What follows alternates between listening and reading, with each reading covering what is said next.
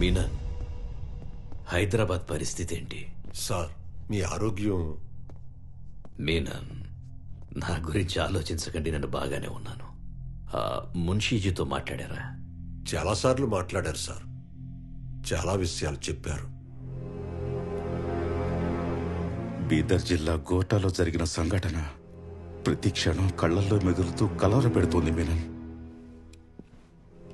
ఎప్పుడో 1928లో జరిగిన మత ఘర్షణలాట ఇప్పటికీ మనసులో పెట్టుకుని పగతో రగిలిపోతున్నారు ఆ రాక్షస రజాకారులు. ఒక్కసారిగా 2000 మంది గోటా గ్రామం మీద పడి చెలరేగిపోయారు.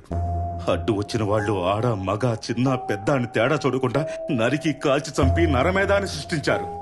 నిండు గర్భిణిని కాళ్లతో రాక్షసంగా తంతే అక్కడికక్కడే ప్రసవించి నవరంధ్రాల్లోంచి రక్తం కారి చచ్చిపోయి రక్తం కారి చచ్చిపోయి నేను స్వయంగా ఊరి నివేదికల కోసం వెళ్తే అడుగడుగున శవాల కుప్పలు, మాంసం ముద్దలు, జంతువులకు మనుషులకు తేడా లేకుండా పడిపోయి కుళ్ళిపోయి ఊరంతా దుర్వాసనతో నిండిపోయింది.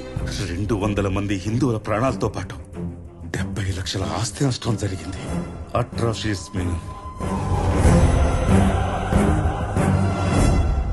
ఈ వార్తలేవి అక్కడి పత్రికల్లో రాలేదా? సార్, అక్కడ పత్రికలన్నీ నిజామాధీనంలోనే ఉన్నాయి. కేవలం సోయబుల్లా ఖాన్ మాత్రమే తన ఇమ్రోజ్ పత్రిక ద్వారా నిజాన్ని నిర్భయంగా రాస్తూ నిజాం నిరంకుశత్వాన్ని, రజాకార్ల అరాచకత్వాన్ని బయటపెడుతున్నాడు సార్.